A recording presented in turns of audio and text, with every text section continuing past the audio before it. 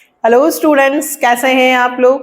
Class 12th में macro economics में chapter 9 है ना, एक्सेस डिमांड डेफिशिट डिमांड। आज का जो टॉपिक है वो मोस्ट इंपॉर्टेंट है और एमसीक्यू और क्वेश्चन यहाँ से 100% आता है और सबसे ज्यादा प्रॉब्लम यही आती है। ठीक है, तो आज हम इसको कंप्लीट कर लेते हैं ताकि हमारा बिल्कुल क्वेश्चन यहाँ से गलत नहीं हो। देखो, एक्सेस डिमांड और डेफिशिट डिमांड हमने इससे पहले वाले पार्ट में पढ़ लिया था। एक्सेस डिमांड मतलब लोगों के पास खूब सारा पैसा आ जाना, जहां मनी सप्लाई बढ़ जाती है ना। हम बिल्कुल इसको सिंपल लैंग्वेज में समझते हैं कि जब लोगों की जेब में बहुत सारा पैसा आ जाए तो देखो सीधी सी बात होती है, वो फिर बाजार में खरीदने ही जाएंगे, चलो ये खरीद लेते हैं, चलो वो खरीद लेते हैं, है ना। तो फिर क्या होगा, अचानक से डिमांड बढ़ जाती है और डिमांड के अकॉर्डिंग अपन सप्लाई तो कर ही नहीं पा रहे हैं, तो क्या हो जाता है, फिर चीजें महंगी हो जाती, इन्फ्लेशनरी। फिर गवर्नमेंट का रोल होता है कि गवर्नमेंट या फिर सेंट्रल बैंक किस तरह से काम करे, क्या चीजें करें जिनसे एक्सेस डिमांड को कम किया जा सके। हम दोनों पढ़ेंगे, measures to correct excess demand और measures to correct deficit demand. Deficit demand में सेम इसका अपोजिट होगा, तो मैं वो भी आपको साथ के साथ समझाऊंगी। ठीक है, यदि डिमांड ज्यादा हो गई तो गवर्नमेंट क्या करेगी, आरबीआई क्या करेगी, और गवर्नमेंट डिमांड कम है तो क्या करेंगे। पहले एक्सेस डिमांड की बात करते हैं। जब हमारी जनता पीपल के हाथ में खूब पैसा आ गया तो सरकार कौन से कदम उठाएगी या कौन से इंस्ट्रूमेंट्स या क्या वर्क करेगी जिसके कारण एक्सेस डिमांड को करेक्ट किया जा सके, महंगाई को कम करना, क्योंकि गवर्नमेंट का ही काम है। अच्छा, गवर्नमेंट जो पॉलिसी या जो काम करेगी उसको बोलेंगे हम फिस्कल पॉलिसी। सबसे पहले ये भी याद रखना, एमसीक्यू में आ सकता है। सरकार क्या करेगी, सरकार दो काम कर सकती है। पहला, डिक्रीज इन गवर्नमेंट स्पेंडिंग। सरकार क्या खर्च करती है, कंस्ट्रक्शन पे खर्चा करती है, रोड्स बनवाना, डैम्स बनवाना, ब्रिज बनवाना, स्कूल्स बनवाना, बहुत सारे कंस्ट्रक्शन के वर्क करती है। सरकार जो भी काम करती है उसे लोगों को एम्प्लॉयमेंट मिलता है ना, और लोगों के पास पैसा आता है, तो सरकार अपने खर्च को कम कर देगी। जैसे ही सरकार अपने खर्चे को कम करेगी, लोगों की इनकम भी क्या हो जाएगी, कम। लोगों की इनकम कम हो जाएगी, लोगों की जेब पे इसका असर पड़ेगा, लोग मार्केट में सामान खरीदने जाएंगे ही नहीं, डिमांड अपने आप कम हो गई। ठीक, ये हुआ measures to correct excess demand. Deficit demand होगा सेम इसका अपोजिट, वहां लिखेंगे आप डिक्रीज। अभी डिक्रीज है तो अभी लिखेंगे इंक्रीज इन गवर्नमेंट स्पेंडिंग। ठीक है, साथ के साथ ये भी समझते हैं, अगर डेफिशिट डिमांड हुई, यदि लोगों के पास पैसा ही नहीं है तो लोग सामान खरीदने मार्केट में जाएंगे ही नहीं। अब सरकार को क्या करना पड़ेगा, डेफिशिट डिमांड होगी तो सेम इसका अपोजिट, सरकार पब्लिक पर एक्सपेंडिचर करेगी, इन्वेस्टमेंट करेगी, लोगों की इनकम जनरेट करने के लिए पैसा इन्वेस्ट करेगी, नए नए रोड्स, ब्रिज, नए नए कंस्ट्रक्शन के वर्क करेगी ताकि लोगों के हाथ में पैसा आए और लोग बाजार में जाकर चीजें खरीदें तो डिमांड बढ़े। तो डेफिशिट डिमांड होगा तो इसका opposite increase in government spending, और एक्सेस डिमांड होगा तो डिक्रीज इन। पहले अपन एक्सेस कर लेते हैं फिर उल्टा सीखेंगे, दोनों साथ में सीखेंगे तो कंफ्यूज हो जाओगे। फिर इंक्रीजेस इन टैक्सेस। अब देखो, लोगों के पास खूब सारा पैसा है ना, डिस्पोजेबल इनकम बढ़ गई लोगों की, तो सरकार क्या कर देगी, टैक्स बढ़ा देगी। टैक्स बढ़ाने से चीजें भी महंगी हो गई और हमको भी टैक्स ज्यादा देना पड़ेगा, जिसके कारण हमारी इनकम क्या हो जाएगी, कम, और इनकम कम हो जाएगी तो फिर हम परचेस करना भूल जाएंगे, डिमांड कम कर देंगे। सरकार को हमारे पास जो पैसा आ रहा है उसको रोकना है। उसको रोकने के सरकार के पास दो तरीके हैं, या तो वो स्पेंडिंग को, जो खर्चा है उसको कम कर दे, या फिर टैक्स को बढ़ा दे। दोनों ही कंडीशन में हमारे पास पैसा कम होगा, हम डिमांड कम करेंगे। हम पढ़ रहे हैं फिलहाल measures to correct excess demand. यदि मार्केट में हमारी डिमांड ज्यादा हो जाए, है ना, तो इन्फ्लेशनरी आ जाता है, महंगाई हो जाती है, सब हम इससे प्रीवियस वीडियो में समझ चुके हैं। तो सरकार उस महंगाई को रोकने के लिए क्या कदम उठाती है? ये 2 कदम। इनको क्या बोलते हैं बेटा? Fiscal policy. ठीक है, अब आगे बढ़ते हैं और अब बात आती है कि मनी सप्लाई को रोकने के लिए आरबीआई क्या करेगी। आरबीआई जो पॉलिसीज लाती है उसको बोलते हैं मॉनेटरी पॉलिसी। क्या बोलते हैं बेटा? Monetary policy. देखो, सबसे पहले हमने बैंकिंग में पढ़ा है आरबीआई सारी बैंकों को रेगुलेट करता है, ठीक है। नीचे एसबीआई, बैंक ऑफ इंडिया, है ना, एचडीएफसी, आईसीसीआई, सारी बैंकें हैं, ठीक। आरबीआई क्या करता है? Central bank lands money to commercial bank. RBI इन बैंकों को लोन देता है, ठीक है। अब क्या करता है? लोन देता है और बदले में क्या लेता है आरबीआई? इंटरेस्ट। ध्यान से समझना, आरबीआई बैंकों को लोन देता है और बदले में क्या लेता है? इंटरेस्ट। अब ये बैंक लोगों को पैसा देती है, ठीक है। अब आरबीआई को पता चल गया है कि लोगों के पास खूब पैसा आ रहा है क्योंकि ये बैंकें इनको पैसा खूब दे रही है, तो आरबीआई ने इंटरेस्ट की रेट को बढ़ा दिया। चलो 10% इंटरेस्ट दे रहे हो, 15% देना पड़ेगा। अब इन बैंकों को 15% इंटरेस्ट देना पड़ेगा आरबीआई को। तो यदि मेरा इनके ऊपर इंटरेस्ट का भार बढ़ जाएगा तो फिर ये लोगों को पैसा देना कम करेंगे या फिर इनकी भी इंटरेस्ट रेट बढ़ा देंगे। तो सीधी सी बात है, यदि आरबीआई इंटरेस्ट की रेट बढ़ा देगा तो इनका बोझ इन पर पड़ेगा, इनको इंटरेस्ट ज्यादा देना पड़ेगा, तो फिर ये इंटरेस्ट इनसे वसूल करेगी। तो लोगों के पास जो पैसा है, क्योंकि लोग जो लोन ले रहे थे भर भर के फैसिलिटी, वो लोग लेना बंद कर देंगे, मनी सप्लाई मार्केट में रुक जाएगी। अच्छा, बैंक रेट और रेपो रेट दोनों एक ही बात होती है। आरबीआई यदि लंबे समय के लिए बैंकों को पैसे उधार देता है और जो इंटरेस्ट चार्ज करता है उसको बोलते हैं बैंक रेट, लॉन्ग टर्म। और यदि वो शॉर्ट टर्म के लिए पैसा उधार देता है विद इन 2, 3, 4 मंथ्स के लिए, तो शॉर्ट टर्म, तो उसके लिए वो चार्ज करता है इंटरेस्ट रेट, उसको बोलते हैं रेपो रेट। तो दोनों ही रेट को वो क्या कर देगा? बढ़ा देगा। क्यों? क्योंकि उसको मार्केट में मनी सप्लाई को रोकना है।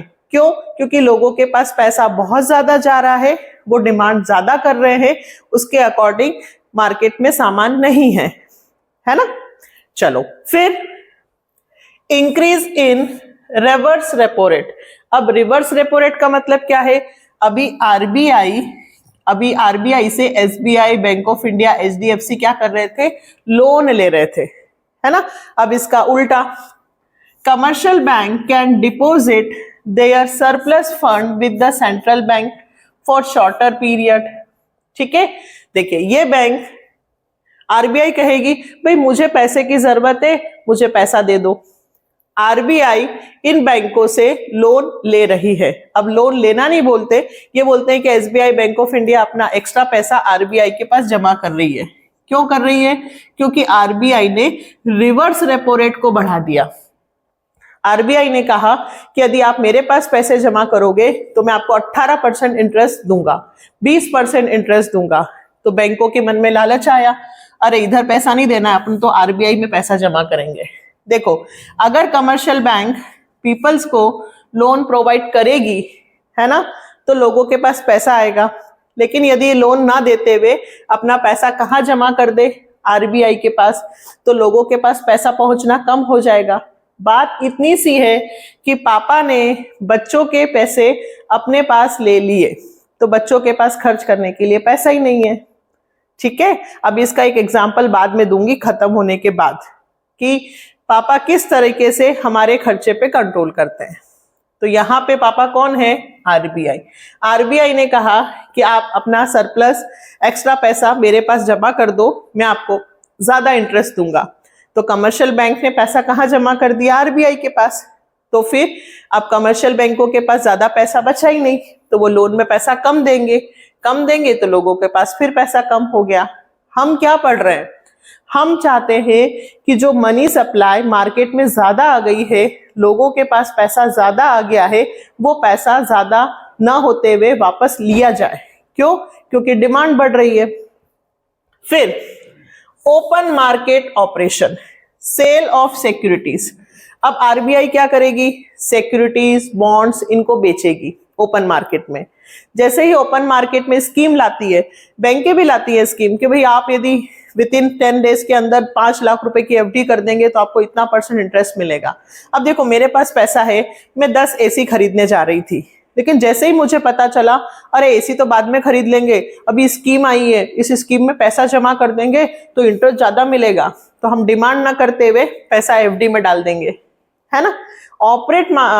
ओपन मार्केट ऑपरेशन का मतलब सिर्फ ये है कि आरबीआई स्कीम्स निकाल देती है, अपनी सिक्योरिटीज, बॉन्ड्स, इनको सेल कर देती है और लोग, बैंक उन सिक्योरिटीज को खरीद लेते हैं। खरीदने से उनके पास बॉन्ड आ गया। अब बॉन्ड से तो वो चीजें खरीद नहीं सकते, बॉन्ड तो सिर्फ इन्वेस्टमेंट है, अपने पास रखेंगे और सारा पैसा कहाँ ले लिया? आरबीआई ने। आरबीआई यहाँ पे आपका पैसा आपसे खींचने के लिए सेल ऑफ सिक्योरिटी कर देगी ताकि मनी सप्लाई रुक जाए। फिर increase in legal reserve requirement, LRR. इसका क्या मतलब होता है? दो, एक एलआरआर किससे मिलकर बनता है? सीआरआर और एसएलआर। ठीक है, क्या होता है इसका मतलब? देखो, कैश रिजर्व रेशियो, कहने का मतलब ये होता है कि जो कमर्शियल बैंकें होती हैं, ये इनको अपना कुछ पैसा कैश में आरबीआई के पास रखना पड़ता है। मान लीजिए एसबीआई के पास 1000 करोड़ है, तो आरबीआई ने कहा कि चलो 100 करोड़ मेरे पास जमा रखो कैश के रूप में और 100 करोड़ तुम अपने पास भी रखो लिक्विडिटी के रूप में, और 800 करोड़ का लोन बांटो। ठीक, लेकिन अब क्या हुआ? आरबीआई को पता चला कि लोगों के पास तो खूब पैसा है यार, तो अब क्या करें? तो आरबीआई ने अपनी सीआरआर 100 की जगह बोल दिया 200। अब आप 100 नहीं बल्कि 200 करोड़ हमारे पास जमा करेंगे। ठीक है, और सरकार ने कहा, सॉरी आरबीआई ने कहा कि एसएलआर भी बढ़ा दो, 200 करोड़ लिक्विडिटी आपके पास रहनी चाहिए। तो अब 200 और 200 400, तो बाजार में कितना जाएगा? सिर्फ 600 करोड़। नहीं आया समझ में?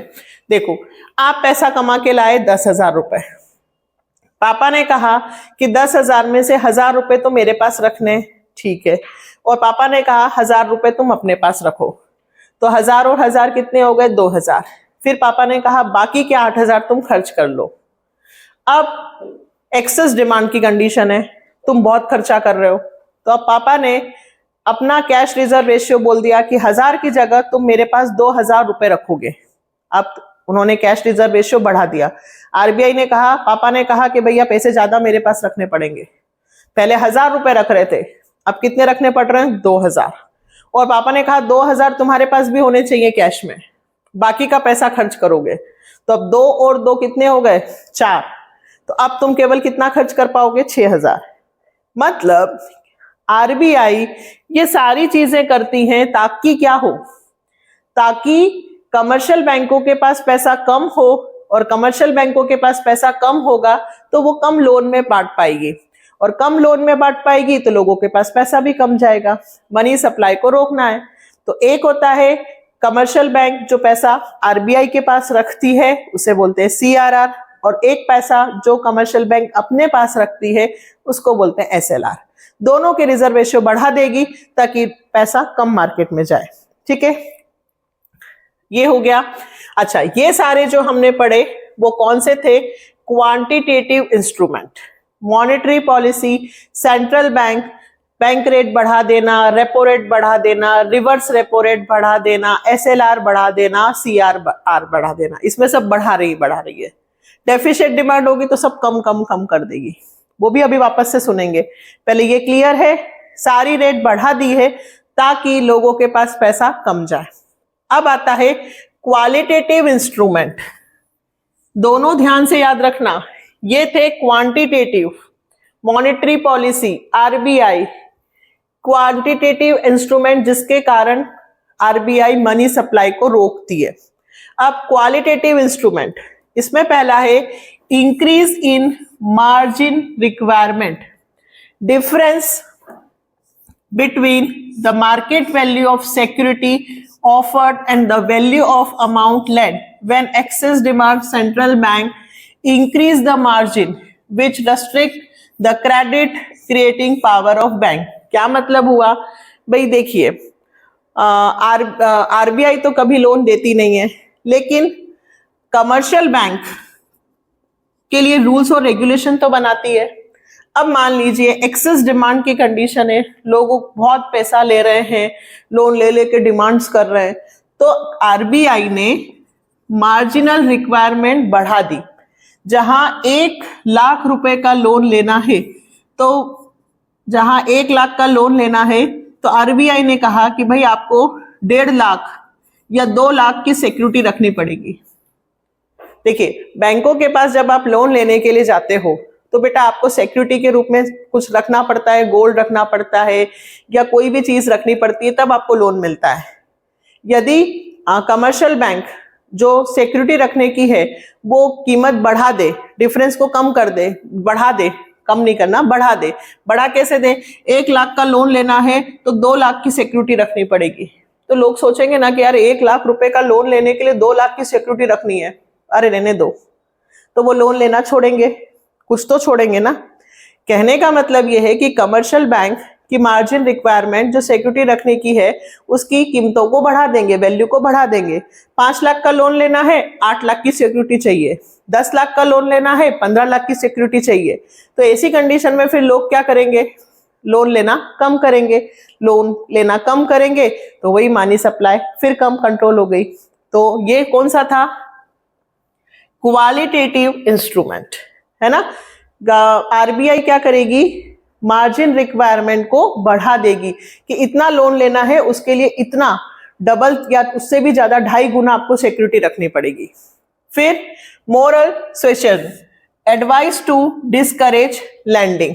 देखिए, मोरल प्रेशर बोल दो, मोरल सेशन बोल दो, एडवाइस, आरबीआई समझाइश देती है, एडवाइस देती है कि भाई मार्केट में किसको एडवाइस देगी? कमर्शियल बैंक को। क्या? कि मार्केट में लोगों के पास पहले ही खूब पैसा है, आप लोन न दें, किसी भी तरह से लोन को रोके। क्यों? क्योंकि अगर लोन मार्केट में ज्यादा जाएगा तो डिमांड और बढ़ेगी, महंगाई बढ़ती जा रही है। तो यहाँ पे सेंट्रल बैंक एडवाइस करती है, रिक्वेस्ट करती है, परसुएट्स करती है कि commercial bank not to advance credit for speculative and non essential activity. मतलब किसी भी तरीके से लोग मतलब जो चीजें जरूरी नहीं है उन चीजों के लिए लोन ले रहे हैं, या उस पैसे से वो कुछ स्पेक्युलेटिव या कुछ शेयर्स खरीद रहे हैं, इन्वेस्ट कर रहे हैं, या फिर नई चीजें, मतलब अभी वो पैसा लेके उसको डिमांड कर रहे हैं, चीजें खरीद रहे हैं और इतना सामान मार्केट में है नहीं। तो सेंट्रल बैंक क्या बोलती है? कमर्शियल बैंक को समझाइश देती है कि किसी भी तरीके से लोगों के पास पैसा जाने से रोके। समझाइश देना, एडवाइस देना, ये कहलाता है आपका, ये लिखा है advice to discourage lending. Commercial बैंकों को बोला जा रहा है कि भाई वो अभी उधार न दे, लोन पे रोक लगाए। ठीक। फिर आता है selective credit controls, introduce credit rationing. इसका क्या मतलब होता है बेटा? देखो, सेंट्रल बैंक की ने क्या कहा? कमर्शियल बैंक अलग अलग सेक्टर्स को, एग्रीकल्चर सेक्टर, इंडस्ट्रियल सेक्टर, सबको लोन प्रोवाइड करती है। तो लोगों के पास पैसा ज्यादा है तो एक कोटा होता है कि इतना आप कमर्शियल बैंक इन सेक्टर्स को इतना लोन दे सकती है। अब यदि मान लीजिए कि हमें अभी लोन को रोकना है तो क्या करेंगी? Central bank introduce rationing of credit, मतलब वो सेक्टर्स के जो पैसा प्रोवाइड करने की जो लिमिट है उसको कम कर देगी कि आप इतना पैसा नहीं दे सकते हो, किसी भी तरीके से रोक लेगी, है ना। या कोटास को बढ़ा देगी कि इतना % नहीं दे सकते हो, या इतने रेस्ट्रिक्शन को बढ़ा देगी। मतलब किसी भी तरीके से कमर्शियल बैंक क्या करेगी? दूसरी आरबीआई क्या करेगी कि कमर्शियल बैंक दूसरे सेक्टर्स को पैसा कम दें। ठीक है, कोटास को डिसाइड कर देगी। कौन सी कंडीशन में? एक्सेस डिमांड में। ठीक है, चलो ये सारे कौन से थे हमारे? Excess demand. अब डेफिशिएंट डिमांड, सेम इसका अपोजिट, सेम इसका opposite. Increase in government spending, लोगों के पास पैसा नहीं है, लोग बाजार में जाके सामान खरीद ही नहीं रहे हैं, दुकानों में सामान भरा पड़ा है। इससे पहले वाले वीडियो में हमने पढ़ा था डिफ्लेशनरी, है ना, क्योंकि उससे अनएम्प्लॉयमेंट आएगा, बेरोजगारी आएगी। क्यों?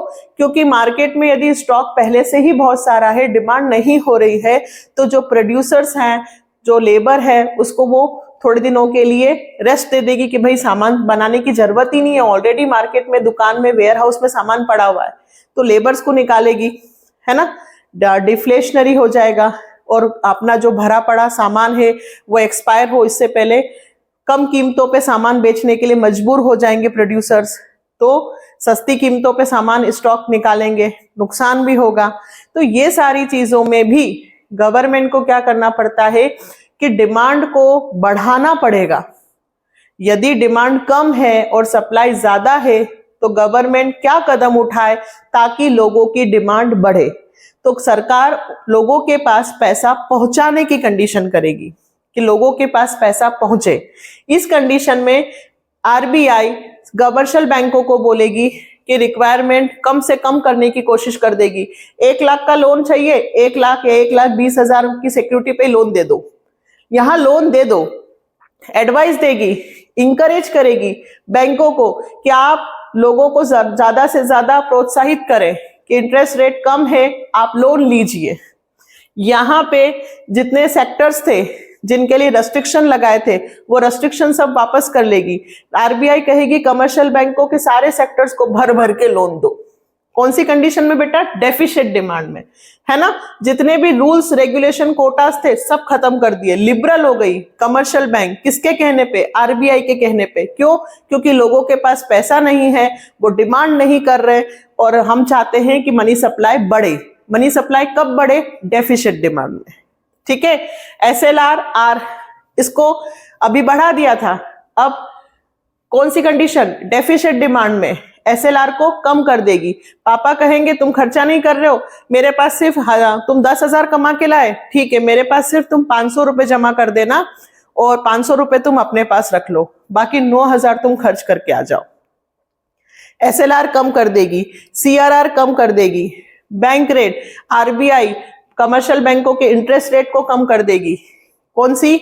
आरबीआई जो एसबीआई जितनी भी कमर्शियल बैंक है उनको जो लोन देती थी उसकी इंटरेस्ट रेट को क्या कर देगी? कम, कि तुम मुझे सिर्फ 5% इंटरेस्ट देना, कोई दिक्कत नहीं है, और आप कम इंटरेस्ट पे लोगों को लोन दीजिए।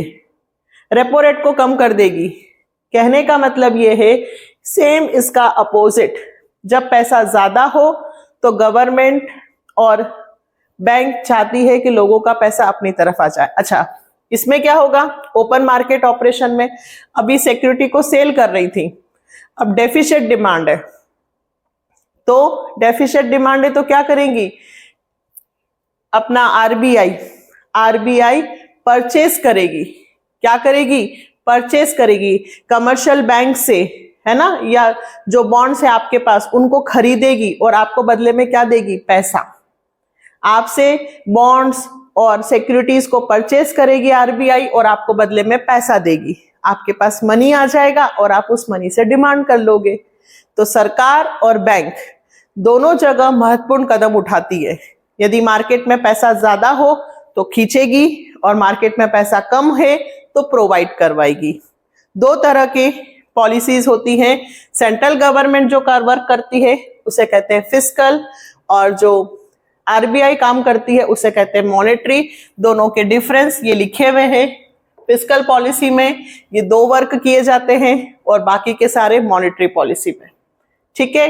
एक्सेस डिमांड हो तो क्या होगा?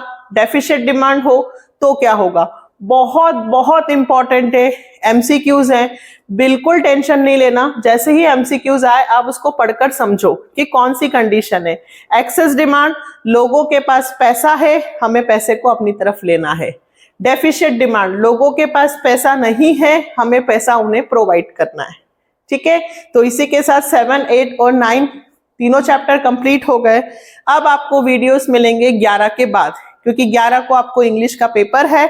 उसके बाद हम government budget, foreign exchange rate, BOP कर लेंगे और पीवाईक्यूज सारे नेशनल इनकम, गवर्नमेंट बजट, जितने भी न्यूमेरिकल से पीवाईक्यूज है वो भी आपको मिलने वाले हैं 11 के बाद कंटिन्यू।